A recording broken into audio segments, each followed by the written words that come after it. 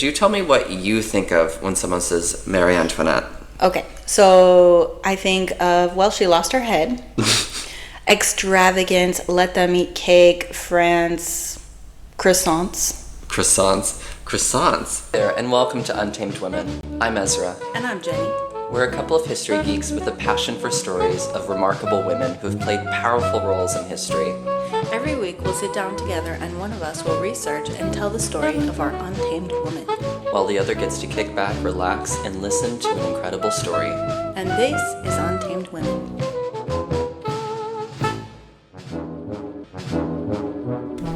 To kick off our series, we decided on doing this show by seasons, and each season would be focused around a particular theme to kind of help us rein in as we search through the many stories and honestly many eras for women that embodied our theme. So, for this first season, I am so excited. And for my co-host Jenny, who is obsessed with the dark and mysterious, could you reveal what our theme for the season is? Burned, beheaded, and buried. I'm so excited. This is such a good first season. So, these women are some of the most notorious in history. They led incredible lives that would often end in equal spectacle. Endings leading to the burning of innocents, the burial of enemies, and sometimes the loss of their own heads. And with that, could you tell us the subject of our very first episode? My favorite, Marie Antoinette. So, Jenny, could you tell me what you think of when someone says Marie Antoinette? Okay, so I think of, well, she lost her head. Extravagance, let them eat cake, France, croissants. Croissants. I refrained myself from reading at all about Marie Antoinette because I want to hear your take, your story, your history. This is going to be so geeky. I'm so excited. I will say she definitely, I'm sure as you know, did not say qu'il mange de la brioche, but, or let them eat cake, but I think it's understandable the economic conditions why these people attributed that to her. That being said, it was probably totally unfair, but we'll save the geeking out for now. Why don't we just set the theme to begin with? On November 2nd, 1755, a little blonde baby is born to a formidable Maria Theresa. She's the empress of something that's known as the Holy Roman Empire. I'm not going to bore everybody with this, but she's an empress, she's in Europe, 1755, and she's just had a little baby. Now, this baby initially is named Maria Antonia Josefa Johanna. And honestly, we will get around to doing an episode on her mom because she was something of a powerhouse, but for now, Maria Antonia, or the future Marie Antoinette, was born kind of into a stressful situation. It was her mom's 15th pregnancy, okay? And when she went into labor, there was just a lot of tension. The labor was taking hours, nothing was progressing, and there were courtiers around the empress that were actually preparing for her to die in childbirth. But many hours later, and success was achieved. Marie Antoinette was born, but she was born on kind of an auspicious date, and actually a date that you'll recognize. Ah, yes. All Souls Day. Do you know what All Souls Day is? Is it November 1st? No, it's something different. It's the 2nd. The 2nd, okay. There's All Saints Day, and then there's also All Souls Day. Oh, okay. Anyways, bear with me, I'm not a good Catholic, but the All Souls Day is one of the days that's dedicated to the dead. And so with the stress of the pregnancy, her not having the baby, and then the baby being born on All Souls Day, it kind of led a lot of people to be a little wary of her, thinking she was maybe bad luck. Right. And then she actually couldn't celebrate her birthday on All Souls Day. They would have to celebrate it like a day later or 2 days later, just to kind of remove that. Like superstition. That superstition, exactly. So things start off pretty tense, pretty heavy. But after all of that, she was healthy. She grew up in a childhood that was fairly happy. She spent the colder months in Hofburg Palace and the warmer months in Schönbrunn Palace. And she even actually met Amadeus Mozart as well in 1763. And personally, this is my own theory, but I think Mozart would inspire her to indulge in music and dance, and this is kind of a thing she keeps for the rest of her life. She's not really an academic, she's not like book heavy, but she loves to play music, she loves to dance, so I think it's really because of him that she keeps that. But anyways, she does learn to play the harp, the flute, the harpsichord. Have you heard of a harpsichord? I mean, I've heard the word, but I don't know what it is. It's basically like the grandfather of pianos. It's a lot more clinky, metallic sounding, rather than pianos sound really soft. Anyways, there's a problem with this though. She spent a lot of time reportedly outside, getting dirty, playing music and dancing. She, however, wouldn't sit down and learn things. And by the time she was 10, she couldn't read or write in German or French or Italian, which kind of caused a lot of embarrassment for her mom, who was this really well-rounded, educated, empress, who was extremely, dynastically minded. But to be fair on her, right, she's the 15th goddamn child, so I don't know. I feel like, I have a lot of siblings, so I can kind of respect, but not 15. It sounds like she was playful more than academic. And she wasn't, as the 15th, like you said, she wasn't expected to be the one to be married off to a king. Right. Probably. And she can't inherit, right? She's a girl, and there's a lot of boys in front of her, so it's not, whatever. She's playful and... Okay. Sure. So you and I will not be raising 15 kids. Absolutely not.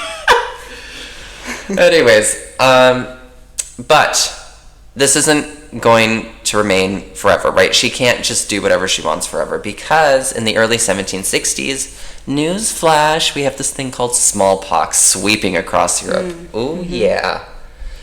So there's a lot of siblings, and when I was researching this, it was really confusing because they all have names that are very similar.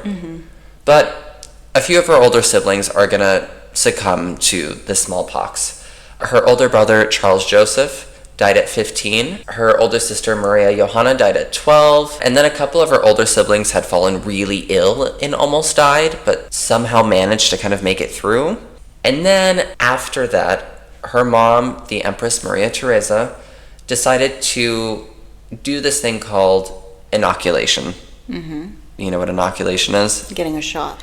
Not quite. So this is the older version of a vaccination. Basically, really freaking gross. Skip like 10 seconds if you hate squeamish shit. Basically, they take this, for example, smallpox, right? The pustule from somebody else. They'd scrape a bit of it. They'd cut your arm or your thigh, and they would introduce that bit into your cut. We're lucky we can just get a shot. Yeah, right? Okay. So it's gross. It's a lot more raw form of vaccination. Like less precise. Less precise. You would actually get sick, but your sick would be a lot less than if you had been exposed naturally. Exactly. Okay. After her siblings dying, the Empress Maria Theresa had the whole family inoculated, saving little Maria Antonia from dying of smallpox, and also from getting ugly from smallpox. Yeah, that's important. Yeah, that's huge. Dynastically minded. If you show up like kind of, as I was, pizza face, like it's like you have to be beautiful. You have to be beautiful. And actually, we'll get to the beauty thing in a minute. Now, forgot to mention another sibling died of smallpox. So she had an older sister that was destined to marry a French prince. But that sister had died, and next up in line was Maria Antonia. That's fine. You can be arranged to be married, I guess, at 13. This is the time period, but slight problem. She still cannot get it together with her books. She cannot read. She cannot write. She really only likes to speak German because, well, this is Austria. And to consider marrying off this girl who can't even speak French to a French guy. Actually, I've seen a few of those in Paris. It doesn't matter. The point is, she was considered shabby, and her appearance on top of this was considered shabby. So, a French tutor was sent to Austria from Louis XV, her future grandfather-in-law, to kind of smooth out all of these issues.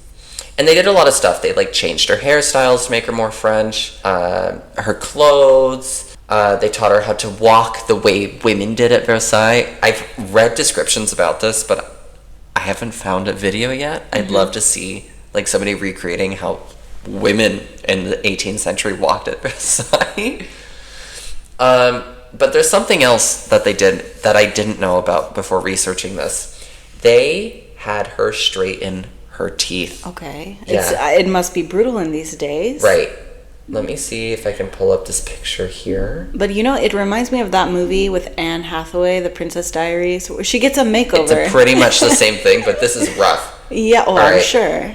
Let's see. This is a diagram of, not the exact one that she had put on. Basically, the braces at the time, there was a metal bar that they would put behind your teeth. And that metal bar, typically gold, would have little holes in it. And then they would take these fine metal threads, loop them through around your teeth into the holes of that metal bar, and tighten them as tight as they could make them. That sounds painful. They tortured her ass, right? Yeah. Not only is your language skills bad, but your teeth are, you need braces. And these are the braces that looks painful. They gave her. Yeah. And there was, well, I don't know if there was any type of numbing back then. No. Probably just cloves. No. I don't know. Maybe maybe cloves. They must they might give you booze, but there wasn't any not like anesthetic in the same way. Right, not like we have today. No. That doesn't even come until I don't even around World War I. You start getting some things in the mid 19th century, like Queen Victoria. They would knock her out with drugs, and she would just have her kids under sedation. Rather interesting. Yeah. Okay. Anyways, interesting. Queen Victoria's another podcast subject later. So were her teeth straight in the end? In the end, they were straight. As far as we know, they were straight. But they also didn't paint portraits of her with her teeth out. It was just kind of this, like mouth closed smile. Like mouth closed smile. Yeah. So we don't really know. I'm gonna guess it worked. Yeah. And it was called the bandeau. So it was pretty much just 1 year of exhaustingly getting her ready to be a French princess, to marry her off to the court. In May of 1770, at the ripe old age of 14, she was married off in a proxy marriage to Louis. Do you know what a proxy marriage is? Like she wasn't there? There you are. Yeah. Basically, they would host a fake wedding, a practice wedding, but in the eyes of the church, it was considered bonding. Basically, a man would substitute, in this case, Louis to marry Marie, or Maria, sorry. We'll get to Maria at some point, but Maria at this point. So her brother Joseph stepped in. Yeah, I know. Ugh. To act as, they weren't making out, of course, still, or anything, but. Okay. So, in the proxy marriage, she was married off to Louis via her brother. And then in April, she was then sent off to France to marry Louis Auguste Dauphin. Dauphin, you've heard of Dauphin. Prince, right? Exactly. Or crown prince. Or dolphin in French. In English, yeah. Yeah, right. Of course, the dolphin. Yeah, Dauphin. Yeah. But anyway, so she's, straightened her teeth, married off at 14 years old, God bless her. And then when she was sent off to France, there was this really interesting thing too. There was a ceremony, I forget which island it was, but this island is exactly in between Austria and France. And so as she stepped over the threshold, she was... Island? There's an island in the middle of the lake. Ah, okay. In between... I know, I'm just imagining up. I'm crazy. You're where the island? hell? There's a lake in between Austria at the time and the border, and the island was exactly in between the two. Okay. So they boated her out to the island.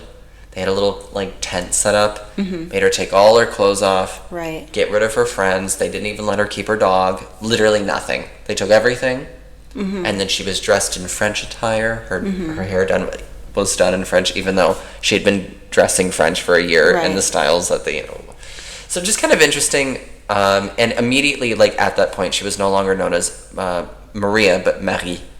So anyway, from this point, I'll call her Marie. Very forced assimilation, it sounds like. Yeah, at the point, it was almost shameful to welcome in France. Yeah. Oh.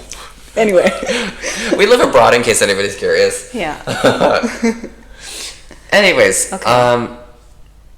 the only remediating fact in all of this for me is that Louis was the same age as her. Of course, neither of them had a choice, but when you consider the fact that most people in their position were subjected to these massive age differences, I think it's all right. Yeah. And I think the idea of maybe these 14-year-olds will assimilate, get along. And I suppose the other idea as well is that at 14, she would grow up to be more French. She would acclimate more rather than being 24 and marrying off to France. She was more moldable at that age. Exactly. Now, I wish I could say this is the start of something super happy. It's not. France and Austria were not besties during this time.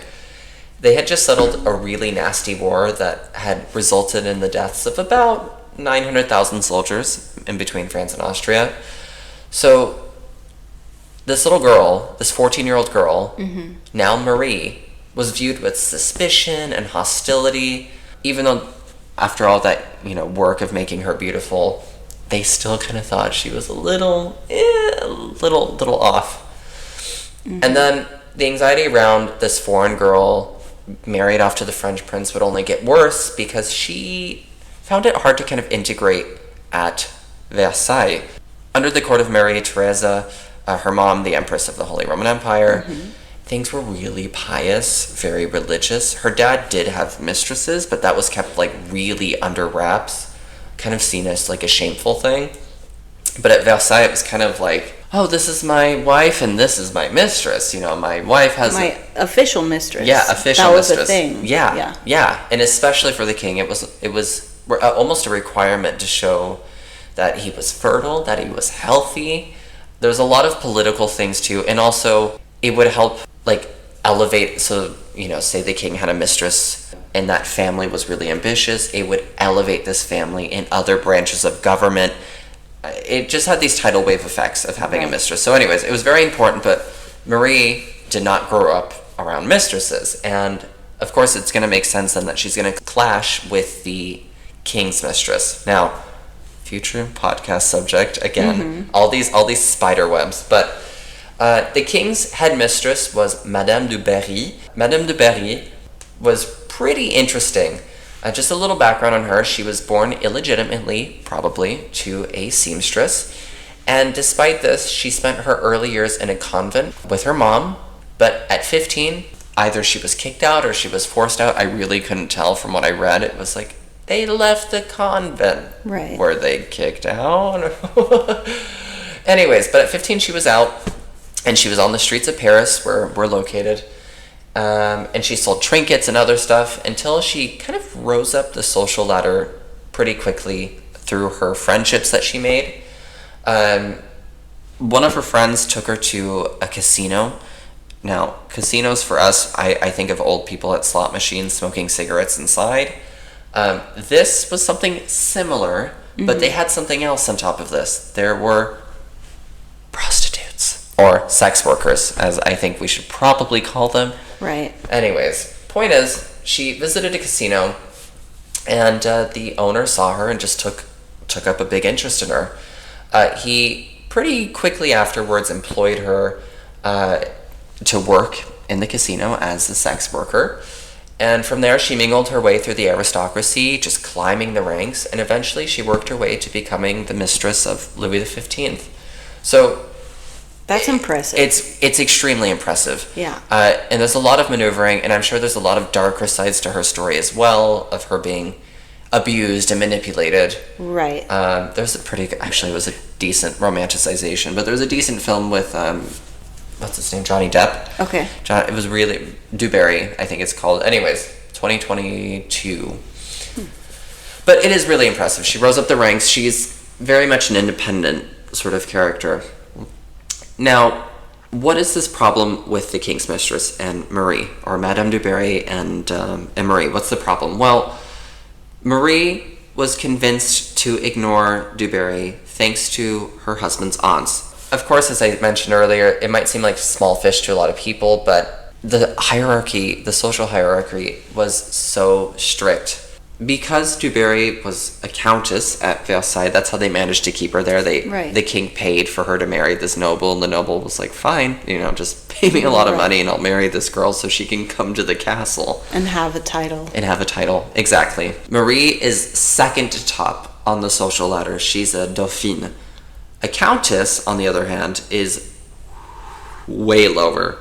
And so because of this social construct, even though she's the king's girlfriend, because she's not the wife, she's not entitled to talk to Marie. Marie has to start the conversations with her, acknowledge her. Mm-hmm.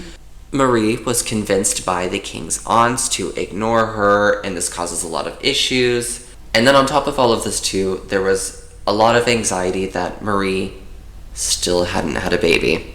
Right. Stupid, right? She's a teenager. Well, that's her job, though. But that's her job. She's pissing off politically powerful people, and she's not having babies. And of course, on top of all this, she's considered still to be an enemy from Austria. Like, the French did not like the Austrians. Mm-hmm. Now, newsflash, her mom had placed a spy at Versailles. That's obviously not going to lead to any issues at all.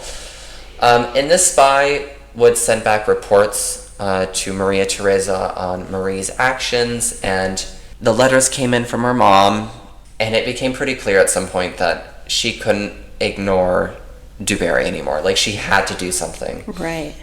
So, what does she do? I suggest you watch the Marie Antoinette film from 2005. It's obviously not like the most accurate thing, but it was really beautifully captured. There's this scene where Marie Antoinette walks down the Gallery of Glass, the Hall of Mirrors, mm-hmm. and she looks at Du Barry, and the only thing she says to her, she says it really dryly, she says, "There are a lot of people at Versailles today." And Du Barry says, "There are." And that was it. And that made Du Barry so happy, because she had forced the Dauphine to recognize her. And Marie Antoinette was happy because, she had made the mistress happy by doing basically fuck all. Right, acknowledging her presence. Okay, she exists, and I'm not spitting in her face. Good. Okay. And that was it. I think, as far as I could read, those were the only words that she had ever said to her. Wow. I aspire to be that level of petty in my life. Like, so good. But anyways, right, so just quick recap. She left Vienna, left her little country bumpkin life to the royal court. She didn't have a baby. She pissed off the mistress. And then she made the mistress happy, but only because mom back at home was like, right, you gotta shape up, little girl. Yeah, do your duty. Like, let's go. You are a princess in a royal court. Is she queen or princess? She's still the princess. She's still the dauphine. So she's not even yet, like, her position is kind of, it's not solid. It's not solid. That's just it. Like, until she has a baby, it's not solid, I think. That's exactly it. The moment you have a baby, it's solid. Before, with other marriages and divorces, it was enough to consider a marriage pretty solid when they had sex, when they consummated. That's the word I was looking for. I keep saying consecrated in my head. Consummated. I love it. Consecrated. No, consummated. This is consecrated bedding here. But anyways, the crisis, at least for now, was averted. But the letters from mom back home in Austria really put a lot of pressure on her. Mm-hmm. I just took a couple of snippets from ones that I read, and they would say things like, "My dear daughter, I pray that this year a courier arrives bearing news of your pregnancy. At 60, one cannot wait long." Okay. And then sometimes she was just flat out snarky for no reason. Her mom was snarky to her for no reason. One of the things she said was, "I must even point out to you that the character of your letters is every day worse and less correct. You should practice to have a more even hand." Meaning your handwriting is shit. Yeah. And she would just say, like, she's a teenager, and you're saying, get pregnant, respect this, like, scary mistress woman, who's actually pretty cool, but respect this scary mistress woman, and improve your handwriting. Mm-hmm. After we, fucked up your teeth with this raw piece of metal. Oh my God. I mean, to be fair, they improved the teeth. They did, but we tortured you with the teeth. Like, sweet thing. And then, of course, the pressure is not going to let up. Did she have a baby yet? No. But in 1774, her grandpa-in-law, and guess who this guy is? The king, Louis the 15th. Ah, okay. In 1774, the king dies, and guess what he dies of? I don't know. What did her siblings die of? Smallpox. Yep, dies of smallpox. Incredible. And so that means her husband, Louis, is now Louis the 16th, and she is Marie Antoinette, the Queen of France. So, all right, this means that kind of the pressure is off of her for a while because, well, she's top dog. I mean, second to her husband, but she's top dog. Like, she's got all the favor. And with this newfound power, Du Barry was kicked out of Versailles. Did she kick her out of Versailles? Or it's unclear? It's unclear. The king had ordered Du Barry to be sent to a convent, but I had read that after about a year, she was allowed to leave the convent and go back to her country estates. And she continued to throw parties in Paris and at her castles in the countryside, so she did fine. So the mistress is out of the picture. Mistress is out of the picture. So there are no super clear enemies at this point. But, you know, nobody's a true friend either. Like, they live in this crowded place and they all want to be on the top. And oh, it's so competitive and vicious. And in another episode, we're going to talk about how they're killing each other. Oh, so good. So good. But yeah, so that's pretty much it. She becomes the queen at 18 years old. I don't think you want me to be the king of anything at 18. We would have started a world war or something ridiculous. I mean. So with this newfound power, right, the mistress is gone. She's trying on new hairstyles, and she's being a little scandalous too. She's importing foreign-style dresses, specifically English-style dresses. Let me pull up a picture here. And famously, the French. Not such friends with the English, right? Not besties with the English. You're right. This is a version of kind of the English-style dresses at Versailles at the time. Mm-hmm. I think you and I would look at this and think this is extremely decadent. Right. Let me see if I can find... You got lace, and that's... I don't know what kind of fabric that is, but... Oh, yeah. Yeah. That's her wedding dress that would not fit in a French elevator. No. And this dress here is not even enough. This would require more and more and more. So moving away from that to something that was lighter, more cotton. We're moving into something that's known as the Rococo rather than the Baroque. Baroque is intense. You want to show off your power. Mm-hmm. Rococo is soft and pastels and florals. And I am obsessed with Rococo. But anyways. So she's changing fashions at Versailles. And then, take this Du Barry, Marie is gifted the Le Petit Trianon. Mm-hmm. Le Petit Trianon, for anybody who doesn't know, it's the smaller house, shall we call it. I think most of us would call it a mansion, but right. It's a smaller house on the grounds of Versailles, or a villa, as it directly translates to. And it was given to Marie by Louis the 16th. Or, it's constructed, for this mistress to kind of hide her off in the gardens, right? So Marie Antoinette is very happy. She spends a ton of money kind of cleaning that thing up, changing the style, because Du Barry was considered kind of tacky, and Marie was really into that Rococo, light, fair. It's like, I don't know, it's like today having somebody who's 16 years old try to talk with me, who's 26. Like, we're not, things will match, but, my idea of fashion is not the same as what they're wearing. There's a difference in maturity. Vibe. 100%. Yeah. Things are going all right, no baby yet. But unfortunately, the shit's not going to stop hitting the fan. Surprise, surprise. There's this thing called the Flower War in 1775. Riots overtook major agricultural areas outside of Paris, and the cost of flour skyrocketed. Mm-hmm. All of this to say simply that because of these riots, it tarnished her reputation. It began to tarnish it. Before the baby thing, okay, the foreign thing, but then the flower riots, and her continuing to spend money kind of doing up her house on the gardens of Versailles, it's not helping her case. Now, to kind of go into a bit more of the fertility thing, there's been a lot of theories over this. There was a few years before, there was something like 8 years at least before she fell pregnant. And some historians have theorized that it was not Marie's fault, but it was Louis XVI's, in fact. And they and some of these historians have said he had something called phimosis or phimoses. Basically, not to get too medical here, it makes getting hard pretty hard because your skin is contracted, shall we say. Did we put a mention of explicit content? Anyways, whatever. I don't think any kids are listening to this. Yeah, I hope not. Some historians now have kind of said that this is pretty unlikely, but it could be a possible reason why they didn't get pregnant for so long. Right. But I think the main thing, honestly, is going to be inadequate knowledge, right? This girl couldn't even read in French. I don't think anybody went out of their way to go to this Austrian princess to say, you want to know how babies are made? Probably not. It sounds like she was pretty isolated. She was extremely isolated. Yeah.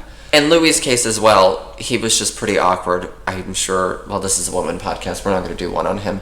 He was really obsessed with locks, and nobody, despite being at Versailles, he grew up to be, like, probably pretty prudish, pretty awkward. He wasn't, like, this big horny guy, so... Right. He honestly didn't know. He was no Henry VIII. No, God, no. How do we fix this inadequate knowledge? Basically, you get somebody in to teach you, right? And I don't know about you. I had the talk with a parent, but I didn't have the talk with a sibling. We learned in school a bit. My school didn't teach that in sort Colorado. of thing. Oh my God.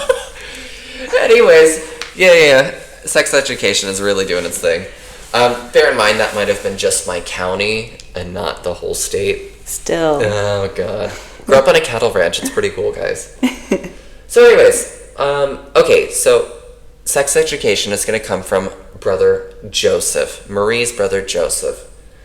It's pretty interesting. He sent a letter back home to their mom to kind of discuss what the hell was going on because she was curious and nosy. Right. The letter that he wrote says, quote, Louis, that is Marie's husband, Louis introduces the member, stays there without moving for about 2 minutes, and then retreats. So he is getting it up, putting it in, and then... He doesn't know how sex works. He doesn't know how to ejaculate. Oh my God. No wonder they didn't have any kids. And she doesn't know. No! How would she? Yeah. So he's putting it in there, and he's... and I've had some pretty, shit date nights, but I don't think I've had anything like that. that dry. Anyways, all of this to say, whatever Brother Joseph said must have worked, because finally, officially, their marriage was consummated in August of 1777. And just over a year later, in December 19th, 1778, Marie gave birth to a baby girl, naming her after her own sweet, kind mom, Marie Therese Charlotte. Also, she's also going to be a future podcast subject because that girl went through a shit ton. Okay, I can't wait. She's interesting. The birth of a girl, of course, would have been pretty disappointing for Marie after all of that time. Yeah. Especially in France, royal women could not inherit the throne. There's a law at the time, it was called Salic law. Despite this, Marie was recorded telling her daughter, quote, "Poor little girl, you are not what was desired, but you are no less dear to me on that account. A son would have been the property of the state, but you shall be mine." That's actually so sweet. I know. Coming from, kind of, I don't want to say an evil mom. Her mom had to do what she had to do, but on the other hand, it doesn't sound like her mom was very loving. No. And it sounds like that she wanted to give her daughter the love that she didn't maybe experience. Exactly. And she probably would understand her position a lot better. Yeah. Anyways, so she has a baby, cool. And things are progressing while the world outside of Versailles has become pretty complicated, with tensions over different territories in Europe, and of course with those pesky American colonies causing loads of problem for the King of England.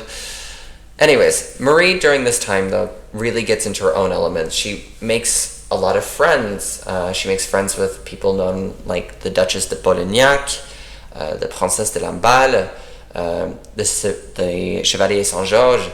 This guy's pretty cool, the Chevalier Saint George. Oh God, maybe we'll make an exception for him on the Woman Podcast. Anyways, so she's making friends with really cool, powerful people at Versailles, and she makes friends with somebody who's rather dashing. See if we get a crush. Uh-oh. Finally. We get a guy called Count Axel von Fersen. Marie and his official title, His Excellency, the High Well-Born Count Hans Axel von Fersen. They met when they were both 18 back in 1774 at a masked ball in Paris. He was basically doing this thing called a grand tour, where the Nepo babies would get in a carriage and ride around and collect things and bang a bunch of prostitutes around the country. You know, pretty cool. Before social media. Before, yeah, we need to go back to a time when letters 18-year-olds were visiting brothels on grand tours. But in 1774, you know, they were both young, they came from aristocratic backgrounds, and honestly, I think they connected on this, but also on the point of both being foreign-born. He was Swedish, he was born in Sweden. And although at masked balls, the whole idea was to remain anonymous, and Marie really, with her love of privacy, this would be a trend in her life, would have stuck to the rules of a masked ball. Apparently, he made quite the impression on her, because as later on, when she would escape Versailles for the evenings, she would go to her little Trianon place, her little house in the country. She would invite Axel to hang out with her and her other friends. Of course, you develop a close male friendship, and there's always these questions, can a girl and a boy be friends, or whatever stupid shit like that, right? This led to a lot of people being pretty speculative about the nature of their relationship, and it begs the question, were they lovers? To be honest with you, inconclusive. Can't prove yes, but can't prove not. In 2016, there were surviving letters that were decoded actually through X-ray with the help of scientists at Francis Research Center for the Conservation of Collections, or CRCC. And in them, she uses some really steamy language for the time. Now, to be fair, female relationships were like this, but between man and woman is pretty extraordinary. Right. She says things like, je vais finir, mais non sans vous dire, mon cher, et bien entendre, ami, que je vous aime à la folie. Or in English, I will finish, but not without telling you, my dear and tender friend, that I love you madly.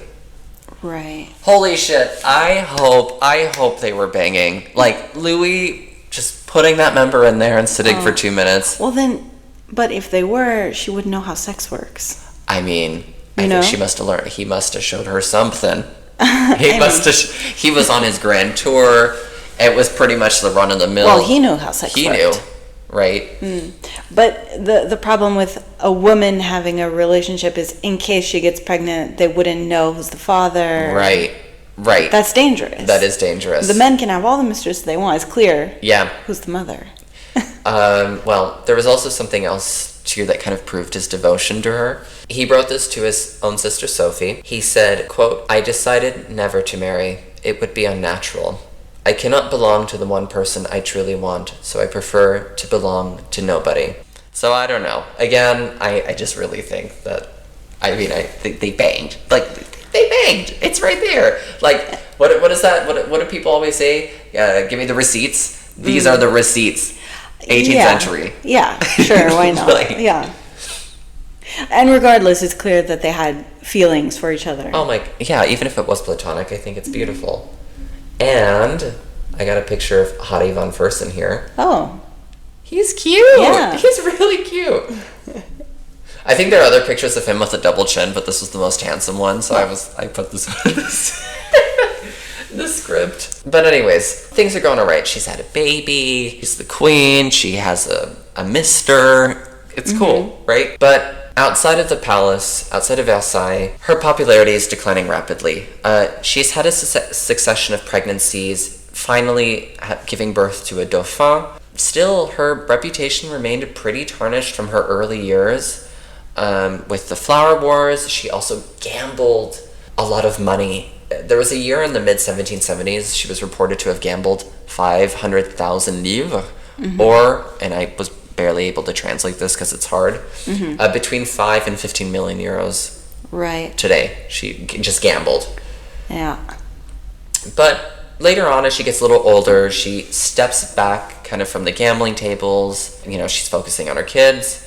She continued to spend time at her villa. However, despite kind of backing up from gambling, she's still going to spend money. You know, it is her job. She's an empress, or she's a queen, excuse me, I was thinking of her mom. And rather scandalously, she built a hamlet, or a fake village, on the grounds of her little villa. She now builds another fake village around it, where her and her friends would dress up in country attire, and they would harvest strawberries and cut flowers and things like that. Cottagecore. She was literally the original cottagecore queen. Rather scandalously, too, on top of this, she gives birth to a third child and a second son. Now, what could be so scandalous, right? You have a second son, an heir, and a spare.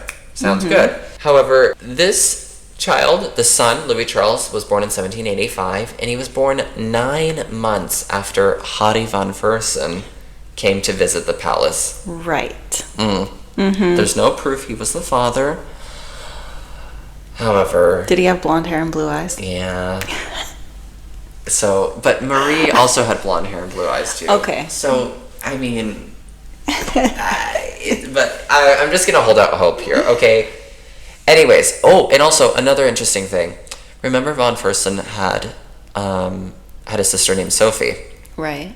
We'll read this. In 1786, she gave birth to a daughter who she called Sophie.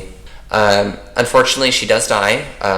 Something that you and I would know as SIDS, or sudden infant death syndrome. And she died at 11 months old. And this really took a toll on Marie. She was bereft. And she was noted to have said, quote, "If I had not my other beloved children, I would have wished to die." Things aren't going to go well for her. Yeah. Now, that was 1786, 1787. The economy just nosedives, downward spiral. Of course, I used Wikipedia, huge surprise, but I read this really fantastic explanation. Quote, France's financial problems were the results of a combination of factors. Several expensive wars, a large royal family whose expenditures were paid for by the state. Remember, the king's aunts and all that bullshit. Right. And an unwillingness on the part of most members of the privileged classes, aristocracy, and clergy to help defray the cost of the government out of their own pockets by relinquishing some of their financial privileges. As a result of the public perception that she has single-handedly ruined the national finances, Marie Antoinette, at this point, was given the nickname of Madame Déficit, or Mrs. Debt, in the summer of 1787. She was the scapegoat. She was a scapegoat. It was really easy. Oh, that foreigner queen, she's spending all the money. But yeah. Realistically, look at the big picture. There's a bigger picture. And educate me. This is a French Revolution. We're leading up and to the taxes, and they were taking taxes from all the people at the bottom, but not the rich people are not paying taxes, and all the money is funding. Of course, they're gonna have a revolution. Yeah. It's getting bad. But she was just a really good scapegoat. And on top of all this as well, harvests are failing. It's either really hot or things are really rainy. Kind of depends on the year, but it's extremes, which means if any flour is made, often it fetches really high prices because it's expensive. So it's rough, and she's going to suffer for this. And also, I had read something else somewhere, I can't remember where, so don't quote me, but people have theorized that if Louis XVI had a mistress, a lot of that blame probably would have been pitted on the mistress, because it was them who was frivolous, but, not the mother to the nation, and things like that. So it's rather interesting, but Louis didn't have a mistress, right?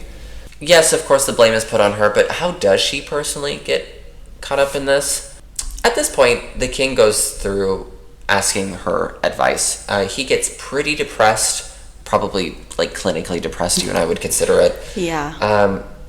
And after things start falling apart, she kind of urges him to get the parliament people to meet back up. The parliament people, the whole idea with this was that they would solve the financial crisis. But this is pretty unprecedented. Like, they hadn't met in over 100 years, the parliament, because the kings had really siphoned power and taken control of the country as like absolute monarchs. And so he was pretty reluctant to do it. But he starts to listen to her. And then on top of this, she says, hey, you need to appoint this finance minister called Etienne Charles. He's the Archbishop of Toulouse. And his whole thing was to set up major cutbacks on spending at the royal palace. But unfortunately, he doesn't get far, and he ultimately failed. And of course, because he was Marie's ally and in her choice, people connected his failure with that of being hers. Right. A political blunder. She also made another mistake as well. When the parliament didn't work out, she urged the king to exile the parliament outside of Paris, right? So literally push these government people out. And the parliament, by the way, they're made up of three parties. They're called the Three Estates. Right. You have the king and queen, and the aristocracy. You have the church. Right. And then you have everybody else. Basically, what happened was he hosted the big gathering of the branches of government in hopes to ask the other branches to come up with a way to pay off the debt. You know, we had collected a huge debt paying for soldiers to go to the continent and all sorts of other things. There was a huge royal family. But ultimately, the parliament couldn't agree. Like, all three parties butted heads. And so the king tried to kind of just shut down the meeting. Okay, never mind. I'm going to put this lid back on, but you can't do that, right? Yeah. You can't put that lid back on. When they couldn't come to a decision, the members actually from each estate, by the way, not just the working class, but from the nobles and from the church, they went to a nearby tennis court and they drew up France's constitution. So, thanks, Louis, I guess. Thanks for that. Really appreciate you. Things are just going to spiral out of control, right? The mood around the palace begins to really weigh down for Marie from 1787 to 1789. She'd worried about her son, the heir, Joseph, who was suffering from tuberculosis. This time it's not smallpox. Now you get TB. Woohoo! Yay! Yeah. And unfortunately for her, in June of 1789, he dies at the age of 7. Out of 4, she now has 2 children left. A boy and a girl? Boy and a girl. Scooting forward to 1791, Marie does become politically more savvy, and she manages for a while, really, to navigate the political sands. I spent like 8 hours reading about the government shifts and different ministers and all sorts of stuff. But despite all of this and her becoming more savvy, the government rescinding her powers, the king's powers, and it became really obvious that things were just going to get worse. Right. So, what do? We attempt to leave. They attempted to leave Paris, actually, not for any flight or anything, not in exile, but just to go celebrate Easter Mass in another castle on the 18th of April in 1791, but there was a crowd that blocked their carriage from leaving the city. And it was at this point that she really considered them, and probably everyone else considered them, to be under unofficial house arrest. Right. What are we going to do? Well, of course, we're going to escape. To be honest, this escape isn't the first one. There were many, many, many escapes planned. I had read of one where they planned on sending the former royal family to a place like New York or New Hampshire. Right. And just get rid of them to the US, but that wasn't going to happen. It was a little too complicated to ship the Right. royal family. What they end up falling on is this plan called, or what would later be called, the Flight to Varennes. Okay. The plan, let's just break it down. All right, Jenny, so here's the plan. Okay. The Flight to Varennes. They're going to leave the city secretly at night. Marie would dress as a governess, which I think is pretty incredible.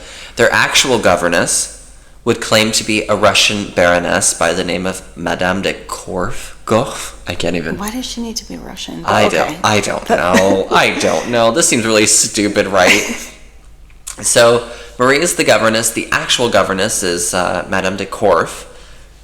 And hopefully, together, the family would escape Paris and travel northeast to the royalist stronghold of Montmedy, where the royalist troops would greet them and kind of keep them secure. Now, we're going to enter in previous character, Hattie von Fersen.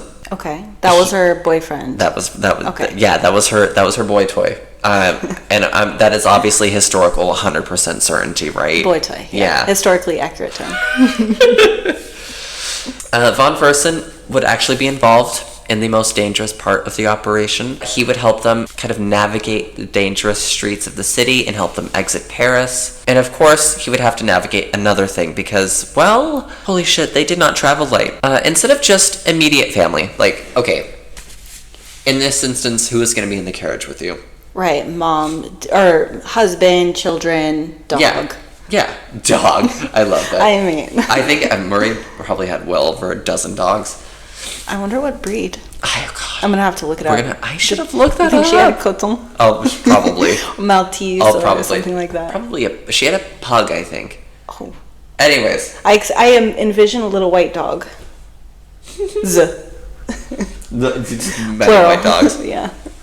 Anyways, all right, so no, it's not just the immediate family. It was the king, Marie, their 2 children, the king's sister, and the children's actual governess. So that's 6 people in one carriage. Apparently Marie was conscious about the weight of all of these people, and honestly pushed for using a faster carriage, which meant that they would have to just pack a hell of a lot lighter. Right. But Louis refused. He had said something along the lines of, I don't want to leave like criminals. Mm-hmm. Yeah, but buddy, you're in trouble. You are leaving on the like lamb. a criminal. Yeah. Like you're running away from your castle, exactly from your kingdom. From the Louvre is where they were staying. Basically, it's at the Palace of Tuileries, but the palace isn't there, so the Louvre and doesn't matter. The Louvre. Anyways, they're leaving from their palace, right? Yikes. And of course, instead of leaving like criminals, they packed all sorts of shit. They packed clothes for Marie, jewels and diamonds in both a strong box and right. Yep. And they sewed a bunch of them into their clothing. They brought food for the children, diplomatic paperwork, passports. I guess. You're right, passports. I am the king of France. Okay. Hey, let me through. They also packed like cutlery and plates and stuff like that. Silver spoons for their future children. Ridiculous. I just got that. Oh my god. Anyways, all of this added weight, they kept breaking axles along the way and having to get them repaired, which I think is incredible. And they drew a whole lot of attention in this like glittering carriage everywhere they stopped. They were not discreet. No. Oh my god. However, they had managed to travel 78 kilometers or 50 miles outside of the city. And it was in Varennes where they would get caught, which I think is rather interesting because it's so much closer to Montmedy.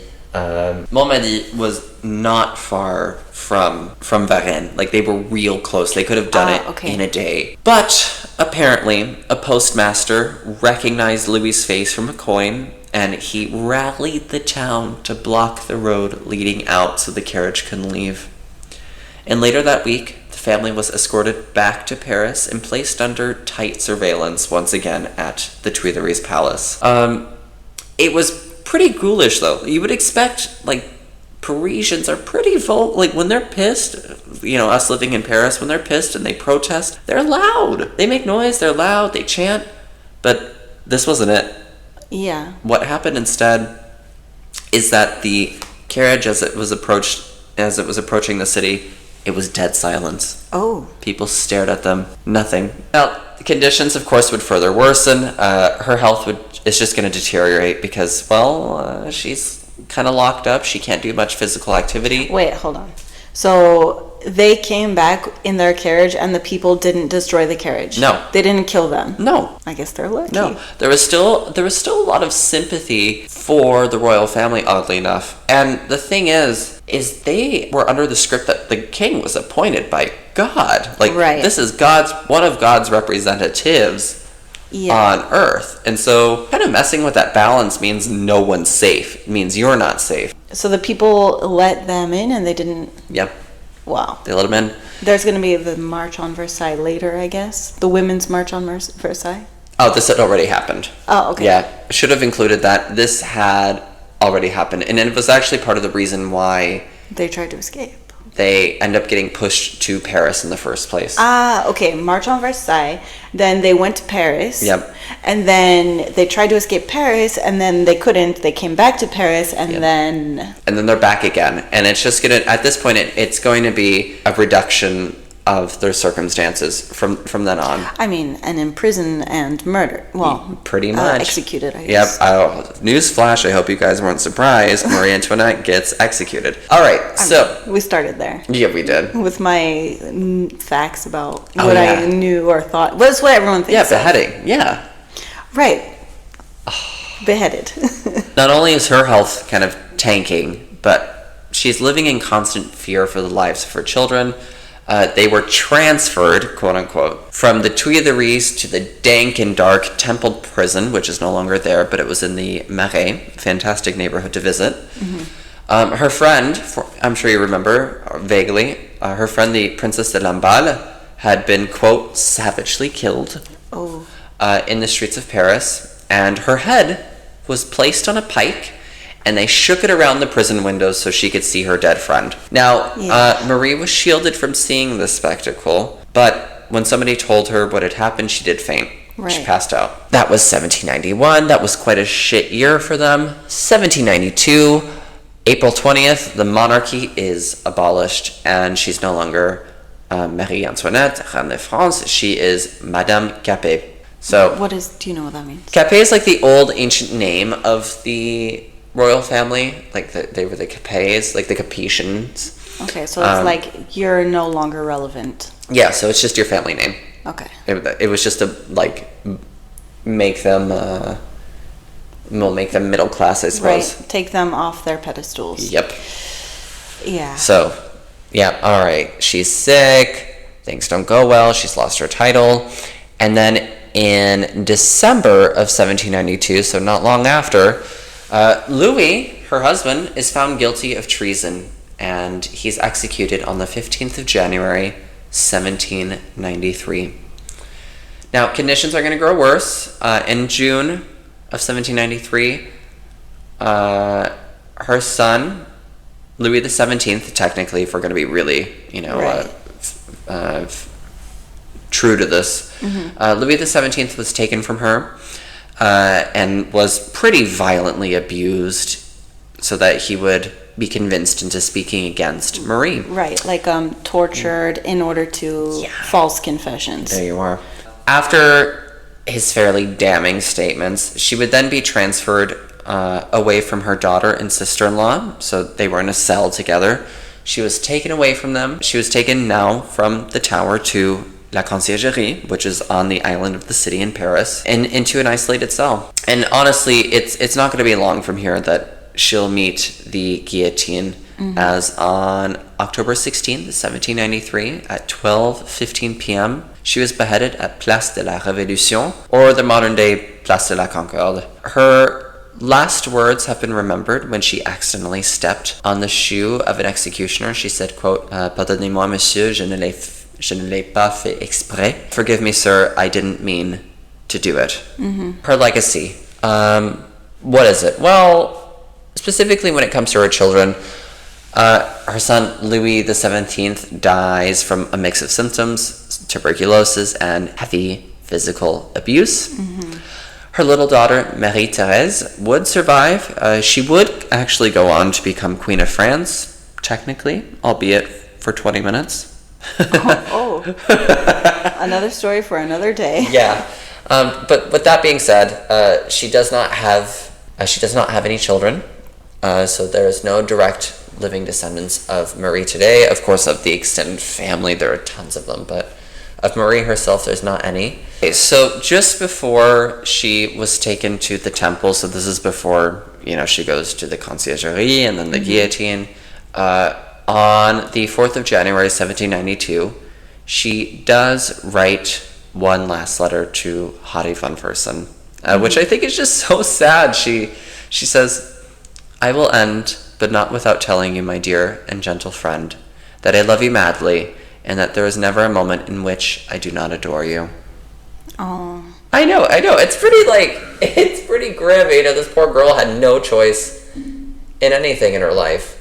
And, I don't know. And then she gets, yeah. You know, I'm going to have a slightly different view. Yeah. With my, let's say, rather socialist leanings. I see you, Marxist. But I suppose then I just had a couple of questions written out here. Oh. Well, I had one specifically written out. Was there anything that surprised you? The boyfriend. Yeah. Like, I never knew anything about that, so it was interesting and, like, I don't know. I was the blonde hair, blue-eyed baby. Yeah. Oh my god, I know. I don't know if anyone's ever done a test, because his heart does survive. There's this really interesting thing. After he died in prison of tuberculosis and abuse, surprise, Okay. the coroner took the heart and packed it away, and it's actually in the church of the Basilique de Saint-Denis. Oh. Yeah. We should go. Yeah, we should 100% go. Okay. I'm not sure it's on display like that, but I think the outer case is on display, so we won't see the heart, but Well, yeah. you can find pictures on Google. Okay. But yeah, boyfriend. All right, that's really good. I mean, I had no idea, and also the mistress drama. Oh, I know. Isn't that good? Is interesting, and I want to know more about Madame du Barry. Oh, Madame du Barry's pretty cool. Yeah, and so I mean, you know me, and you guys will soon know me, but the whole French Revolution is my cup of tea, and like, okay, this is gonna sound crazy, but I don't feel bad for her. Ooh. I know, I'm honest. Okay, controversial. Like, on one hand, like, yeah, it's sad that she died, and like, it's sad that they died, but on the other hand, they were severely exploiting their people, and their people were dying, their subjects. Yeah. And like, you know, that whole, like, you had a drought, like famine, or maybe not famine. The flower borers and the droughts, yeah. Like, the people were starving and dying. Those people's children were starving and dying. And like, okay, you're gambling and you're just like living your best life, and like, you chose not to help your people. Because there are plenty of royals and people who do care about the people, so I'm just kind of like, you chose to run away. Yeah. I don't know. You could have helped the people. But that is a very personal thing. No, I love it. That's the point of this. I mean... yeah, you can... So this is my opinion, and anyone can disagree. That's fine. Write your comment if you disagree with it. Right. That's fine. Like, and I know that's controversial. I know that's like, yeah, it's sad. Like, it's sad that they died, but the people were cursing. Yeah. They fucked the people. Yeah, like, they let their people die. Yeah. That's... Well, and on top of... To be fair to her, I think the thing is that she had no control. Right. She wasn't like Catherine de Medici, future character. That's true. Who had control of finances. She literally was only asked to step in years after, and only when Louis gets depressed. Right. Like, and step up. To be, I should be a little more fair to her. You're right. She wasn't an individual. Yeah, she wasn't a politician. But I think her as a family, 100%. Right. The royal family. It's your job you're appointed by God to manage the people. So. Right, and the justification of that doesn't hold up really well. It's not in the Bible, I don't think. No. So yeah. So I mean, it's a sad story. Like. It didn't end well, but it's iconic, and it leaves us with good film and I mean, it's an interesting story. Like, I'm sad she had interesting story. Yeah. As an individual, like, yeah, that's sad and that sucks. But as you said, like, she was a scapegoat. Yep, she was 100%. She was a scapegoat. Well, I suppose my final thought that I have kind of typed up here, for me, I feel the legacy of. And the retelling of Marie's legacy needs to be a lot more nuanced, of course, and I think we've already established that, than what many historians have kind of propositioned. She was not by any means only an innocent teenager sent to the guillotine, right? Like, she was 38 when she's executed. However, was she villainous? I don't think so. She was a woman who began life in a completely different world and was socialized to believe that she had no autonomy. She was sent to France at the young age of 14 to marry the heir to the throne. She had to navigate these shifting sands politically, a really dry-ass marriage, Right. The death of children, Yeah. and something I can relate to, moving abroad and integrating into a new culture. Yep. So that's my last thought on Marie Antoinette. How was episode number 1, Jenny? Fun. Really Yeah. fun. I love it. Hell yeah. I really want to know more. I know. We need more. Yeah. Part 2 coming out. No, she's already dead. We can.